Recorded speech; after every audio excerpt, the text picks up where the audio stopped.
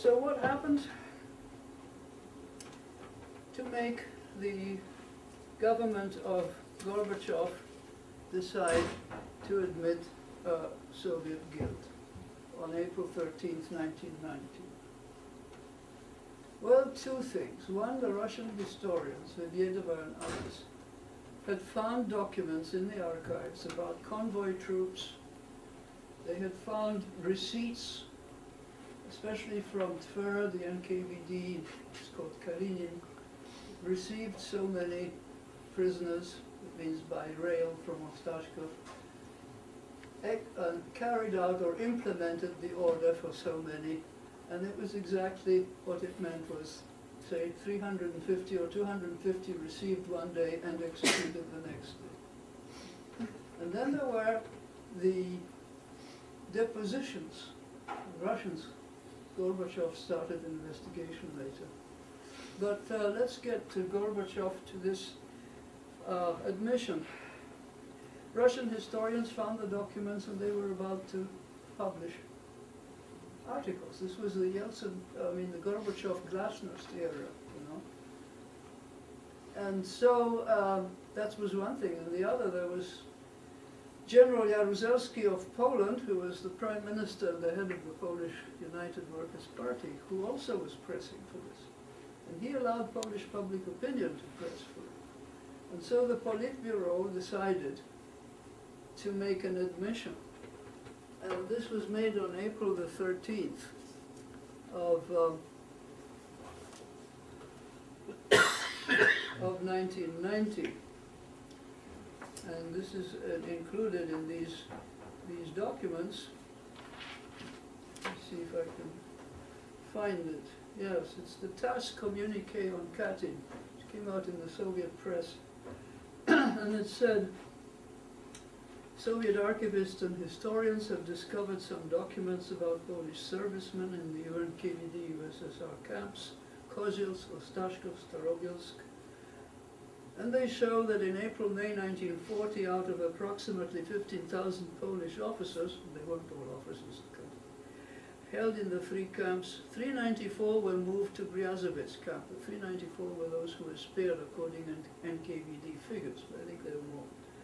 The majority were placed at the disposal of NKVD administrations in Smolensk, Voroshilovgrad, Luhansk now, actually at that time Kharkov, and Kalinin oblasts.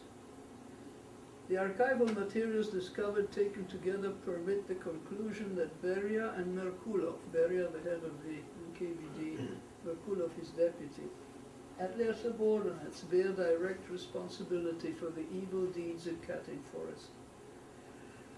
The Soviet side, expressing deep regret in connection with the Katyn tragedy, declares it represents one of the heinous crimes of Stalinism.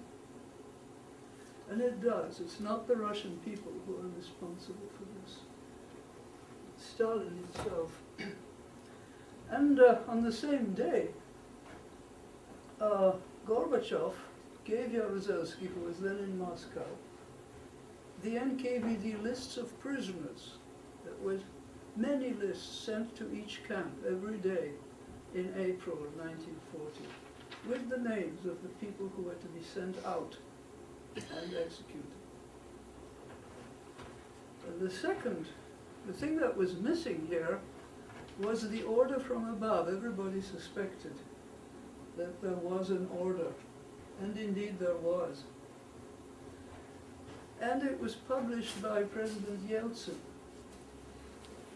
October 14th, 1992.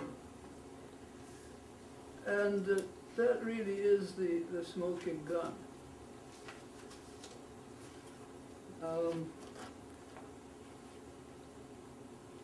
me see if I can locate it. Yes.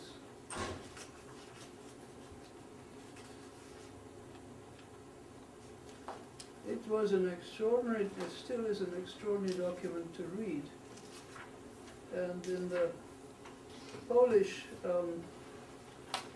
collection, Polish volume 1 of this series, there is a Russian a copy of, a photocopy of the Russian document. Here it is. Now, it's called the Beria Resolution, which was approved by the Politburo on the 5th of March 1940. And he says, in the USSR and KVD prisoner of war camps and prisons of the western regions, that's something else, the prisoners of Ukraine and Russia, in the camps and in the prisons, there are at present a large number of former officers of the Polish army, workers of the Polish police and intelligence organs, members of Polish nationalist counter-revolutionary parties, participants in exposed counter-revolutionary insurgent organizations, refugees and others. They are all sworn enemies of Soviet power, filled with hatred for the Soviet system of government. So that was the crime, obviously.